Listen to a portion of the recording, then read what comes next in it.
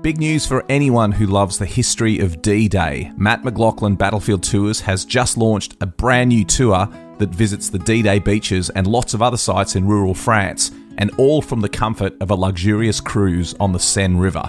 Now, we ran this tour in 2024 and it was a huge success. It sold out in a matter of weeks. So now we've rolled it out again for 2025. But this time, there'll be 3 departures in June, July and September, giving you 3 times the opportunity to join us. The cruise is on board the luxurious Amadeus Diamond and begins and ends in Paris. Over 8 days, you'll enjoy the history, scenery and culture of the beautiful Seine River. But as an exclusive offering just for our passengers, you'll enjoy 2 full days touring the D-Day landing beaches in both the US and British sectors, plus daily seminars on board the ship that unpack the history of D-Day. And like all our tours, you'll be hosted by one of our expert historians who'll bring the story of D-Day to life. And if you've been on one of our tours before, you'll know that our historians really are the best there is. This is an exclusive cruise and places are extremely limited. Visit battlefields.com.au to book your place today. Selling a little or a lot? Shopify helps you do your thing however you cha-ching. Shopify is the global commerce platform that helps you sell at every stage of your business. From the launch your online shop stage to the first real-life store stage, all the way to the did we just hit a million orders stage. Shopify is there to help you grow. Shopify helps you turn browsers into buyers with the internet's best converting checkout. 36% better on average compared to other leading commerce platforms. Because businesses that grow, grow with Shopify. Get a $1 per month trial period at shopify.com/work. Shopify.com/work. Hey, I'm Ryan Reynolds. Recently, I asked Mint Mobile's legal team if big wireless companies are allowed to raise prices due to inflation. They said yes. And then when I asked if raising prices technically violates those onerous 2-year contracts, they said, "What the f*** are you talking about, you insane Hollywood ass?" So to recap, we're cutting the price of Mint Unlimited from $30 a month to just $15 a month. Give it a try at mintmobile.com/switch. $45 upfront payment equivalent to $15 per month. New customers on first 3-month plan only. Taxes and fees extra. Speed slower above 40 gigabytes. See details. A Living History production. I'm Peter Hart. And I'm Gary Bain. And together we're Pete and Gary's Military History Podcast.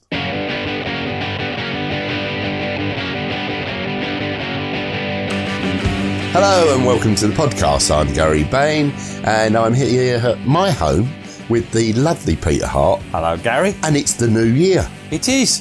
Bright and early it is, isn't it? It is, although when you hear this, it's probably going to be about February. Yeah, but there you go. Oh, well, that died a death, didn't it? Yeah, that's right, yeah. Oh, should we pack up then? Yeah. No! Onwards! What are we doing today?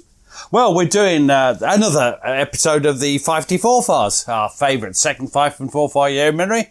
And this one's called All Over Bar the Shouting. But there's something important in this. What is it, Gary? Is it a question mark? It is, because people tend to think that, you know, when they're advancing into Germany, it's all over bar the shouting. But people are still getting killed, still getting maimed. It's still pretty awful if you're there and amidst it. Yeah, although I think, in fact, it's fair to say both sides seem to have lost their enthusiasm for a war that was, as you rightly say, ending soon, but might outlive them. Yeah, absolutely. They know people are going to die. They just, what's their main hope? You're an ex-soldier. What would the average soldier be thinking? Well, that it's not me. It's someone else. Gets horribly wounded or killed, yeah, absolutely. Now, in the background, by 10th of April 1945, the 12th Army Group, that's the Americans, had subjugated the economic powerhouse of the Ruhr. Now Montgomery, that's 21st Army Group, and Bradley would launch a concerted drive for the Elbe, the River Elbe area, with the British edging north towards Hamburg. I didn't understand any of that, did you? Yeah, the British are going to edge north towards Hamburg. Oh, right. It all becomes... Now, for many of the men, this was a depressing period. It's a bit like the period I've known you. Yeah. The second Fife Forfar Yeomanry remained at Esbjerg for a couple of days, as there was considerable concern over the proximity of the Belsen concentration camp. Yeah, it was just about 10 to 15 miles to the northeast. This is terrible, of course. There are 40,000 emaciated inmates in there. The camp was only designed for about 8,000. Many of the people who'd survived had typhus. There were some 10,000 unburied corpses. This is a serious, besides the human tragedy, which we're not brushing aside, although we're about to brush it aside by saying this is a serious health hazard to... Yeah, and I didn't know this. This is rather bizarre, really. It triggered negotiations where the Germans claimed their only concern was that the inmates might spread the disease widely. And in the end, a limited neutral zone was granted immediately around the camp. Now, there is a more cynical view of what was going on. Yeah, well, if you think about it, in view of what was found there, the German authorities were really only intent on gaining time to hide their crimes against humanity. Yeah. Now, whatever the case, and we know what we think, the men of the 2nd Fife Forfar Yeomanry had to institute some basic precautions. And this is what Trooper Jack Edwards of B Squadron said. We were issued with insect powder because of this camp where typhus was raging. We didn't know it was Belsen at the time. We were told to sprinkle inside our clothing and inside our blankets. I couldn't have a bath, but we had a canvas bucket and I filled it with some water and got undressed and had a wash down. As I got dressed, I sprinkled this insect powder inside my shirt, pants and uniform as I redressed. I also sprinkled some inside my 3 blankets. Is that DDT? I don't know what it is. No, I don't know. Now, the River Allah's in front of them, and the bridge had been demolished by the Germans, but the Royal Engineers, let's play tribute here to the Royal Engineers. We'll never do a project on them now, it's too late, but fantastic work they did. They bridged it, soon built a new bridge, and Vincent on de Allah, that's a town of Vincent, which is on the River Allah, Gary, had been captured by the 15th, 19th Hussars and the Cheshire Regiment.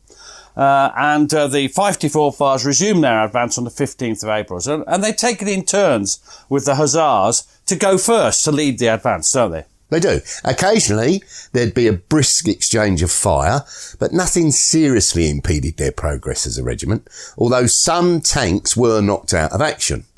When they were leading, if in any doubt, as usual, they would blaze away at the hedges and woods that surrounded them. But at first, progress was quick. Yeah. Brassing up, they called that, didn't they? Brassing up. And this is Captain Steele Brownie, Headquarters A Squadron.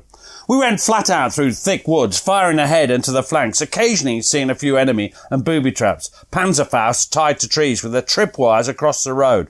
Ineffective. The usual pall of smoke rose behind us. That's from all the firing. And they fired at anything that was going. Now, they did encounter some serious opposition at Wolthausen, which lay on the main Saltau-Celle road. And again, this is Steele Brownie. We met a roadblock. The Herefords dismounted to make an assault, and I went round to the left to find a good fire position. From here, I blazed away with HE, high explosive, and Tracer to help the infantry forward, and the attack went in, past the wrecked roadblock and into the blazing street. I followed, ploughing through the burning debris. At one point, the house on my left collapsed and showered the tank with embers. I got out and kicked away anything that might have set fire to our precious possessions. Possession, the bedding, stowed on the back of the tent.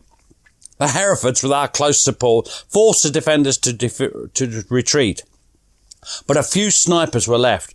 They killed or wounded several of the infantry, and we tank commanders docked up and down to present as small a target as possible, while still seeing what was going on.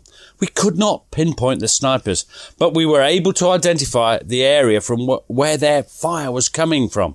It was decided to burn them out. Tom Heald and I crashed through the gardens, surrounded the offending area, and poured in maximum fire till within about 10 minutes all the houses were ablaze. The snipers were silent. House-to-house fighting like that in Wolthausen was always exhilarating. Imminent danger from any direction and the closeness of the destruction caused by one's own guns. Wow. I mean, that's incredibly descriptive, isn't it? Yeah. Now, the advance resumed until they reached the village of Beckerdorf, and once more you're going to tell us what Captain Still Brownlee said. Shots were fired at the leading tanks by troops dug in on the fields. Fire was returned. They fell silent, but made no sign of surrender. So Tom Hill got among them with his troop.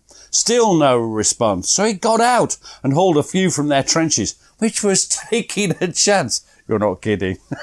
Well, they could have posed a real threat had the German soldiers not proved to be broken men who had more than they could take of the war. Yeah, and we'll make this clear again. This is this group of German soldiers. Yeah, not all Germans. Not all Germans, but this group had enough. And this is what Lieutenant Thomas Hill, 2 Troop A Squadron, said. Suddenly, 2 hands appeared out of the ground. Looking at it, we realised this ploughed field was full of slit trenches. This was obviously somebody wanting to surrender. Well, there was some of our infantry about, but I couldn't persuade them to do anything about it. So I got out and hauled this poor chap, who was a 17-year-old Hungarian, out of the ground and put him on the tank. So I drove the tank over the trenches, really to frighten people. I made quite sure the tracks were on either side of the trenches. The infantry followed and got them out of the ground. That's how we got 70 or 80 prisoners. Now, Steele Brownlee, he's also involved, and he liberates a group of slave workers, and he's enormously proud and satisfied of what he's achieved here. And this is what the current army, you know the thing about making a difference, soldiers making the difference, and he really feels he's made the difference. There's something coming up that shows another side of being a soldier, but this is what he said.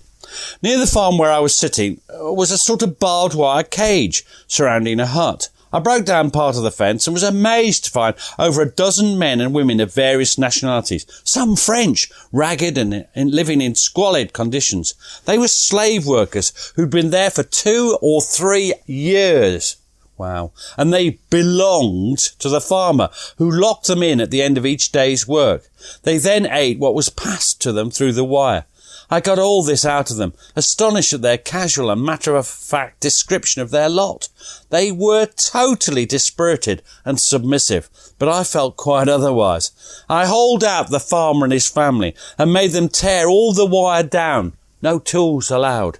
The ex-slaves sat and watched, smoking our cigarettes after eating a hot meal from our rations, and visibly came alive again. And that's, again, I find that a very powerful quote from Steele. I love Steele Brownlee's accounts. They're not from an interview I did. They're from his own personal account. What a man he was. Anyway. Now, after they crossed the new Meuden Bridge, they headed off north to Poitzen. I just want to say, in the book, Burning Steel, there's quite a lot about what happened when they crossed the Meuden. We haven't got time for everything. I want to make it clear, there's lots of action going on that we haven't got time to cover. Carry on, sorry. Carry. I do apologise, Gary. Now here, Steele Brownlee and Tom Hild were ordered forward to make sure the next wood was clear so as to assist the 23rd Hussars, who were taking over the lead role. Now this, as you sort of alluded to, triggered a tragic incident. Well, and this is what Captain Steele Brownlee had to say. This is an awful, awful cry. And you can imagine, he's felt so good that morning, and then this. He says this. The wood was about half a mile away astride the road. A German half-track had just emerged from it and had been destroyed. We had no infantry, so the best tactic was to go flat out and circle the wood just out of Panzerfaust range. All quiet. I got permission to go further and had a good view of a smaller wood to the right. There were movements and 2 tiny white dots appeared at ground level, evidently men in slit trenches. I put in 4 or 5 HE and then a stream machine gun. The place took fire. Figures emerged waving white cloths, and I motored nearer. To my horror, they were civilians, followed by a horse and cart on which were piled all kinds of household goods. I halted 100 yards from them, not knowing what else to do. 2 figures came towards me. They were children, a boy and girl, holding hands and running as hard as they could over the rough ploughed earth. They came right up to the tank, looked at me, and the small boy said in English, "You have killed my father." There was nothing I could say. The only thing to do was to get on with the job. Now I remember that is incredibly, that's the other side of being a soldier. He hadn't done it deliberately, but he had killed that boy's father. So in a single day, he'd gone from liberating slave labourers to killing innocent civilians, and it was just a few hours. It's a cruel war. And he hadn't done it deliberately. It was an accident. But then if you're firing machine guns and high explosive. Now, he didn't know it, but still Brownlie's war was almost over. Now, with Tom Hill following up, he decided to check the woods were clear before wading through the 23rd Hussars for the next leg of the advance. Now there, he gets into and they find an abandoned, well, the crew are nearby, but they surrender straight away. It's a 75mm anti-tank gun. And still Brownie, he's cheered up a bit, but then that's the nature of soldiers. He decides to try and destroy it. And let us hand over to Trooper John Buchanan, 4 Troop A Squadron. That's his old gunner, I think, wasn't it? To see what happens next. Brownie had a look. He said, "I'll tell you what we'll do. We'll get a shell and we'll stick it down the muzzle. Get well back, then you fire at it. You can turn the machine gun to single action. Pop, pop, until I hit it. And that would blow it up." That was the idea. So we stuck a shell in it. He stood behind the tank. He had a telephone. "Right, Buck, fire. Bang. No, you've missed it. A wee bit to the right. Bang." I should have waited for him, but before he could say now, I put another bullet in. It hit it. The thing blew up and metal came back and smacked him right in the chest, about an inch of shrapnel, but it hit him square about half an inch deep into his chest. Naturally, he couldn't go on, so he was sent back. And this is the beauty. That was oral history, that one. I remember doing it. But this is what Steele Brownie said in his memoir. "A small piece of red-hot shell case hit me in the chest. Lying on my back, looking at the sky, I put my hand inside my shirt and threw the object away. Everything rather blurred. I found myself sitting on a petrol can and Mackenzie tying something tight round my chest. Soon I felt fine. I was about to stand up when the medical officer appeared. The 23rd Hussars had passed through and their echelon was parked nearby. One of my crew had gone over to them and brought a doctor. He said I was all right, but added that, of course, I must be evacuated. I disagreed, but he insisted. If it had been our own doc, I am sure that he would have let me stay in the echelon for a day or two, at least to see how things went. As it was, within 5 minutes, I was in a jeep going back the way we had come. It was then in a 3-tonner, uncomfortably, to a dressing station, I think in Hermannsburg, in a large barn. A medical officer pronounced the wound clean and gave me a jab. Told me to wait for an ambulance going back. I sat down but began to bleed, so I lay on a stretcher. It was right he was sent back. What do I know? But Oh, it sounds it, doesn't it? And despite his protests, still Brownlie was now in the grip of a very efficient evacuation machine. Too right. And he was sent back to Brussels to recuperate. He does rejoin them, but after the war, yeah, that's the end of his term. Now, it becomes routine, doesn't it? They're going. The 3 Allied groups are making good progress. 3 Allied army groups, sorry. And of course, the Russians are fighting like mad to get Berlin. But what's it like for the 2nd Fife Forfars? Well, for them, it was a case of rapid advances. Then hold-ups at roadblocks or blown bridges, a brief flurry of action, and then a resumption in the advance. Now, they suffer their final fatal casualty on the 19th of April. And it's very sad. Of course, why is it sadder than all the other casualties? I don't know, but it just seems sad. They were ambushed by a Panzerfaust team in the woods just west of the village of Sangenstedt.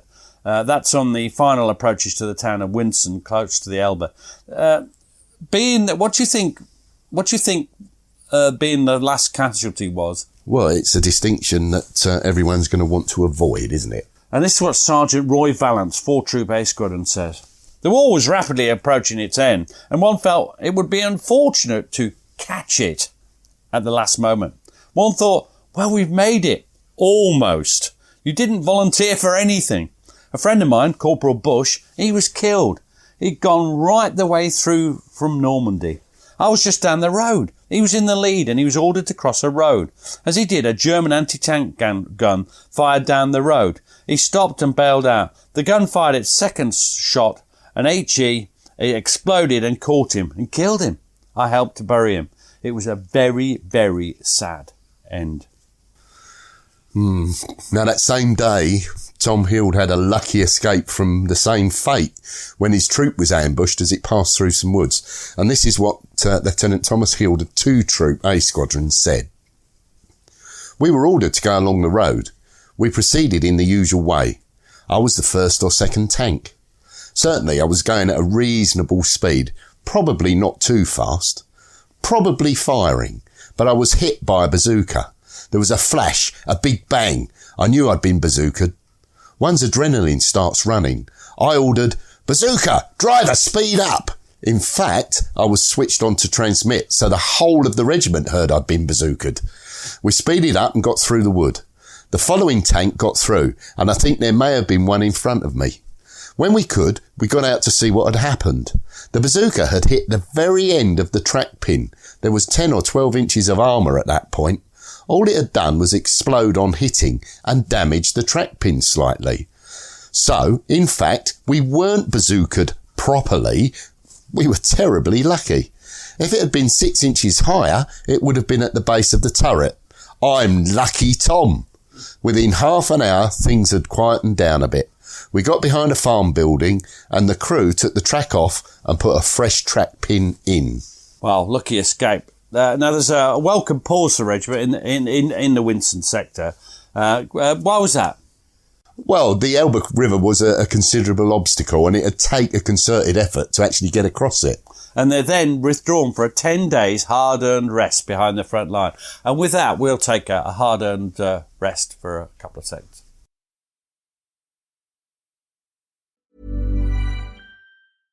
So good, so good, so good. Perfect gifts? We've got them at Nordstrom Rack stores now. UGG, Nike, Barefoot Dreams, Kate Spade New York, and more. Find everything on their wish list all in one place. Steve Madden? Yes, please. It's perfect. Did we just score? The greatest gifts of all time? Yeah. Head to your Nordstrom Rack store to score. Great brands, great prices, the greatest gifts of all time. Ryan Reynolds here for, I guess, my 100th Mint commercial. No, don't. I mean, honestly, when I started this, I thought I only have to do like 4 of these. I mean, it's unlimited premium wireless for $15 a month. How are there still people paying 2 or 3 times that much? I'm sorry, I shouldn't be victim blaming here. Give it a try at mintmobile.com/switch whenever you're ready. $45 upfront payment equivalent to $15 per month. New customers on first 3-month plan only. Taxes and fees extra. Speed slower above 40 gigabytes. See details. How weird does it feel to be called someone's fiance? The first time you hear it, you do a double take. From there, let's enjoy this moment turns into we're planning a fall wedding. That's where Zola comes in. From a venue and vendor discovery tool that matches you with your dream team to save the dates, websites, and an easy-to-use registry, Zola has everything you need to plan your wedding in one place. Start planning at Zola.com. That's ZOLA.com. Shorter days and chillier nights can make it tough to keep up your fall workout routine.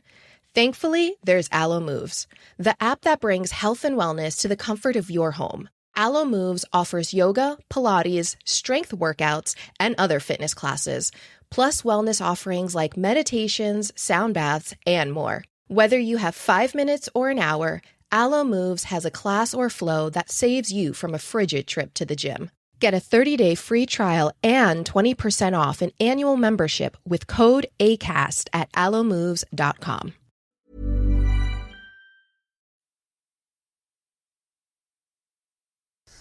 Now, on the 1st of May, they were on the move again, moving up to the Elbe, which had been crossed by their old friends in the 15th Scottish Division to form a bridgehead around Lauenburg.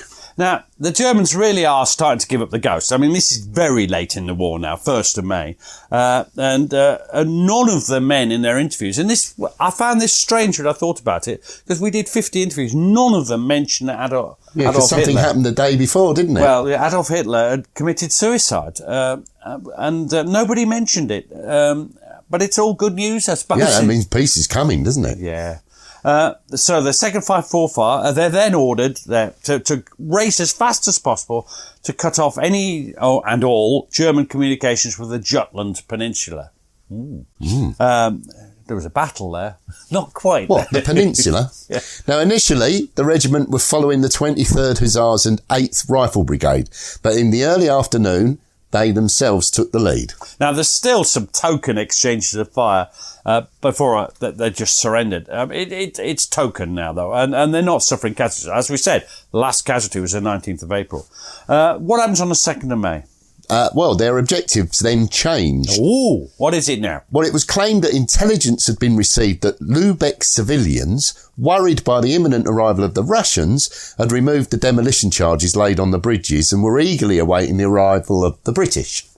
Now, this is part of this business of the Germans really were frightened of the Russians. Now, the news triggered a near instantaneous response, and both the 2nd Fife Forfar Yeomanry and the 23rd Hussars were ordered to proceed post-haste to Lubeck, and it led to something of a race. What? The British Army racing? Competition. Now,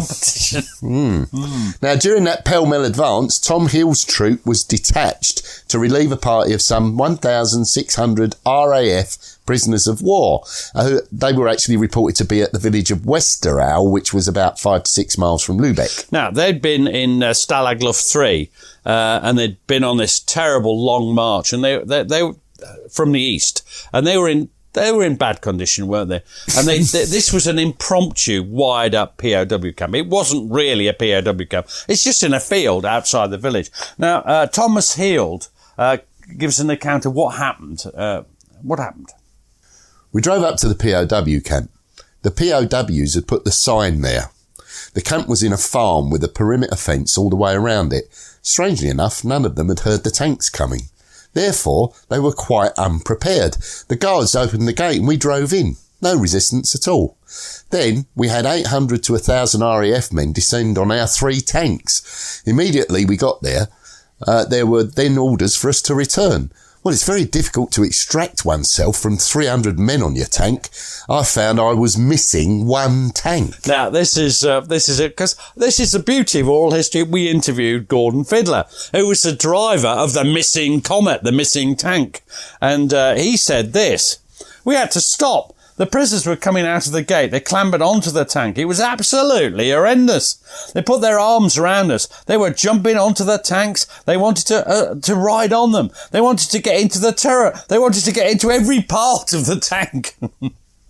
We were taken inside the camp with barbed wire all the way around. They've got a meal of sorts, bits and pieces. So we all got out of the tanks and went into their mess room. Tom Heald went off with the guards. All of a sudden, we heard a tank start up. Somebody said to me, "Your tank's moving about out there." I rushed out there. The co-driver had been asked by the RAF prisoners if he would knock all the wire down. That was okay. Yeah, he had no right to be in there, but he did it. And he did it all wrong. He went and followed the wire instead of going over it and back, knocking it down. When we got out there, the tank was absolutely covered with wire, all around the back sprockets, the idlers at the front. We were in a hell of a state. It took us 3 or 4 hours, using everything, to get the wire off the sprockets. So, in other words, because they kept going, it just wrapped itself, yeah. Now, meanwhile, the 2nd Fife Forfar Yeomanry charged up the motorway. Oh!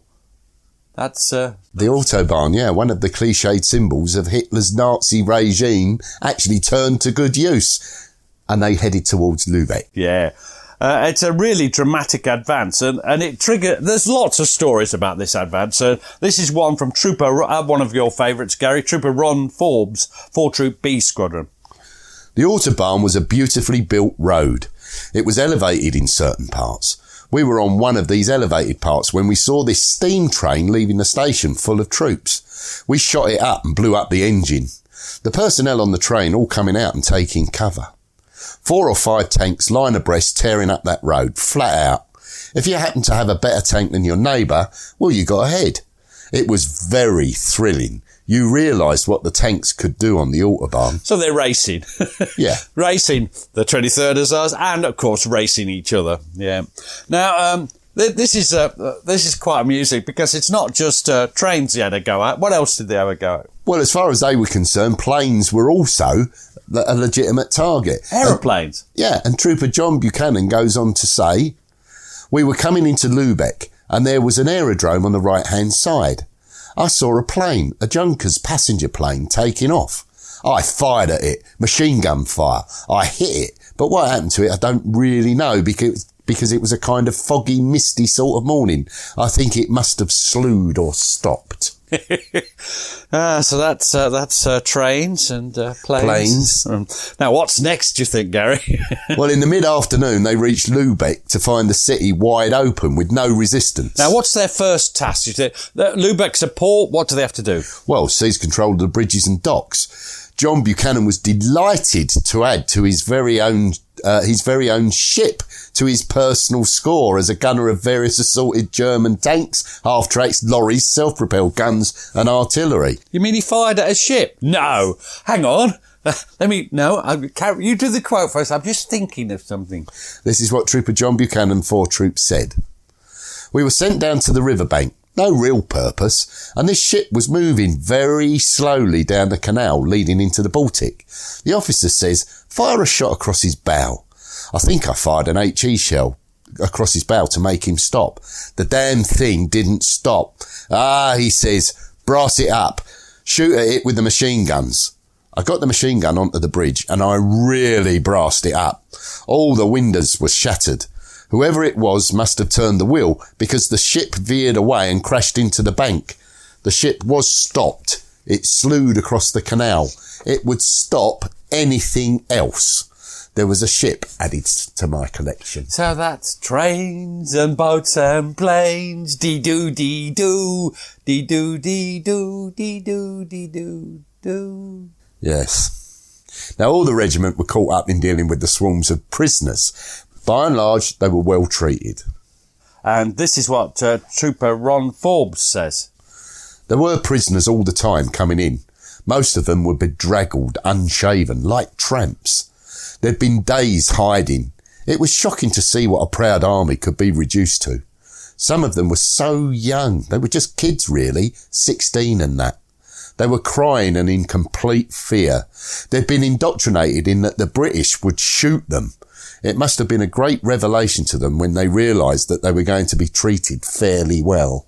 Now, they're disarmed, of course, and they're gathered into parties of roughly 1,000 each. And then they're sent off to improvised camps, like the Westerau camp, but for the Germans. How many are we talking about? Well, in all, the regiment reckoned it dealt with some 15,000 German prisoners of war. That is a definite case of 1, 2, 3 lots, isn't it? Yeah. But then there's the problem of all the German civilian refugees that were pouring into the city seeking succour from the threat from the east. What's that threat from the east? That'll be the Russians. Yeah, because they're terrified of the Russians. Now, at times, the rule of law collapsed as desperate civilians tried to get food from anywhere they could. There's an even more serious problem. And who can blame this lot? Because they're the displaced persons camps. And they'd been enduring forced labour. They'd had terrible, terrible conditions. They'd been existing under the German jackboot, if you like. And how do you think they reacted to... Well, they weren't in any sort of mood to wait patiently for the authorities to make the proper arrangements. They wanted food now. And what else did they want? Well, some of them also wanted vengeance on any German that might be around. And part of the duties is to try and control these people. It's a difficult task. It is difficult. It is, but by the end of the 2nd of May, some degree of order had been achieved and it was backed up by a really strict curfew. Now, next day, the city's handed over to the 5th Division, and the regiment then billeted for the next week in nearby villages of Monkshagen and Eckhorst. They're just west of the city, just a couple of miles to the west of the city. Now, the end of the war was nigh. And as so often happens, it ended in a tremendous anticlimax. Well, for the Fife Forfars, yeah. There was no heroic last battle. The German resistance, so long prolonged, had finally just fizzled out into a miasma of misery. Miasma, alliteration again. Yeah. Purple prose, Gary? Purple prose. You can't beat a bit of purple prose. No. Well, sometimes. It's funny that there is always, I've done 3 of these regiments. You don't know about the DLI one yet, and it's always, of course, an anticlimax at the end, isn't it? A formal military surrender was signed at 0241 on the 7th of May. Oh, 7th of May. That's your birthday, Gary. With the Gary final... would like presents this year. If you could send them courtesy of Peter Hart. with the final ratification of the unconditional German surrender to the Allies finally signed on the 8th of May at 21:20, so 9:20 at night. So they celebrate it's victory in Europe, VE Day, 8th of May, and they celebrate with, how do they celebrate it? Well, they had bonfires, they're drinking. No, Gary, drinking. And generally having a good time. It was a time for mixed feelings, Now, really. explain to me why it's mixed feelings. Well, as an individual, they're going to have relief that they'd survived and to finally know that they were safe. A natural celebration that their war was over. But at the same time, they're going to have a lingering sorrow for all the friends that they'd lost in the years since they'd landed in Normandy. Yeah, and this is very evident in the interviews. There's I'd call it a kind of survivor's guilt. That's modern term. I don't think they use those terms then. But survivor's guilt. Why have they survived when better men than they had died? It's a sort of cliched way of putting it, isn't it? Yeah, it was as if all the weight pressing down on them had suddenly been removed and long suppressed thoughts forced their way to the top. Such jumbled up emotions in the military minds often promotes a desire to seek a happy or sad oblivion in alcohol. Yes, and that's exactly what the men of the 2nd Fife Forfar Yeomanry did. And this is what Sergeant Roy Valance, our old favourite, 4 Troop A Squadron, said. Then it ended. We made a huge bonfire in the middle of a field. Believe it or not, the centre of it was a petrol tanker. They weren't entirely out of danger then. It wasn't absolutely full of petrol, but it still had some.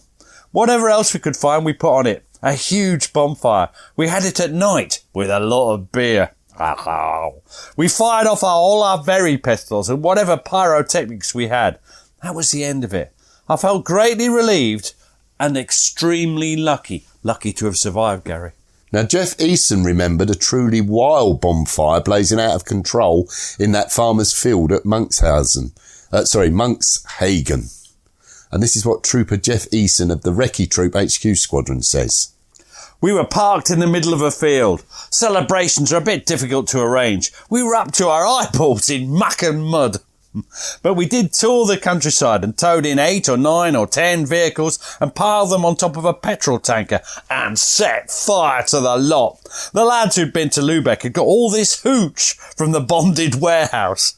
They were all as tight as ticks. Anybody could have taken us then. I think I was the only sober bloke there. Now this reminds me of my dear old father, Leslie Hart, who was in the Royal Navy at the time.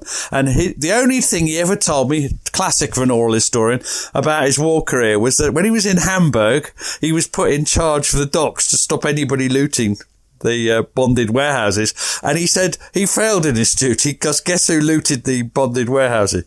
The officers. Good old dad. Yeah, and even, with the Fife and Forfar Yeomanry, even the officers didn't stand on their dignity of their rank, and they too imbibed deeply. And this is Major Douglas Hutchison, Pinky Hutchison. Pinky. Of the RHQ Squadron. I got drunk on some very unsuitable liquor. I did my drinking with the squadron. They produced this terrible liquor. It was quite potent stuff. I don't remember much else. I love it. Love it. Now, what's the focus on here, Gary? What are we talking? Well, booze, booze, booze, booze, and for a heroic few, even more booze. Booze, booze. Did it matter what type of booze? No, whatever it was, they drank it with gusto, and the results next day you can well imagine. And this is Sergeant Jim Thompson Bell of C Squadron. We celebrated with all the booze that we'd collected on the way, all different sorts in bottles. I said, what are we going to do? We had a big basin we found. We put it in there. It was nearly green. So he put all the drinks, all the bottles of drinks in it. So we mixed it. You name it, it was in it. We had some lighting units we'd picked up on the way belonging to the Germans. We set them up. We had a good old drink up. Then we went to sleep. We'd all bad heads. It was discovered in the morning that we couldn't find my driver, Smithy. We searched all around. We couldn't find him anywhere. About the second day, along comes this fellow with Smithy. He says, I think this is one of yours. I said, he's my bugger. Where have you found him? He said, well, he came to us in rather a bad state. He really only woke up this morning. Smithy looked a bit sheepish. What had happened? He went out of the barn to have a pee. I'm having a wee. Yep. He turned the wrong way, didn't he? Till he landed up with these people down the road. Fortunately, they were English soldiers. And I think that disastrous tale of personal drunkenness of Smithy. And I like to make this a personal salute to Smithy. Absolutely. Now, we've been in that state. There are photographs of us after a Douglas Haig Fellowship leaning on a wall. Do you remember? Yeah, and we missed the wall. Yeah, basically. Now, VE Day was a night to remember, celebrated in such a style that ironically ensured most of them couldn't actually remember it at all. And for them, their war was over. The second Fife Forfar Yeomanry. So that must be the end of the podcast. No, because there's one last episode which is epilogue, which looks at how they get back into, a bit about the time of Germany in peacetime, but then demobilisation and how they got back into the civilian life. And I've just done some work on this, and I found this probably the most, heart-rending, sad episode of the lot. I don't know why. I found it, and I think you, dear listener, will find that it's not all a happy ending for everybody in the Fife Forfar. Well, I look forward to another episode in the exciting tales of the Fife and Forfar, I still can't say it, Fife and Forfar Yeomanry. Yeah. 13th Third Tank Regiment we could have had. Why? Cheers, Pete. Cheers, mate.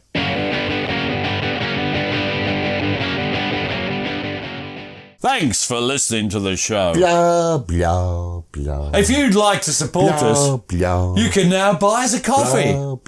Visit www.buymeacoffee.com/PGMH. Or visit www.blah. And we'd be jolly grateful. Cheers. Oh my God, it's the coolest thing ever.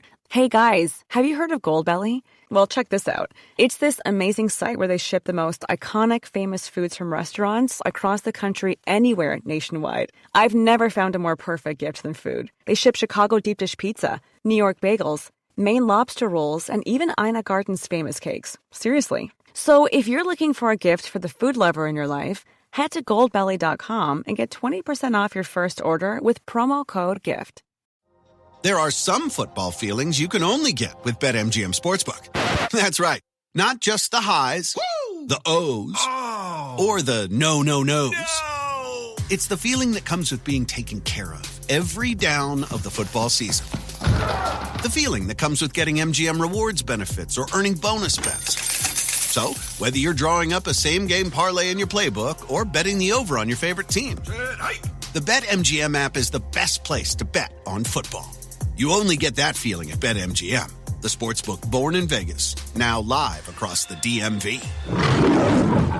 BetMGM and GameSense remind you to play responsibly. See BetMGM.com for terms. 21 plus only, DC only, subject to eligibility requirements. Gambling problem? Call 1-800-GAMBLER.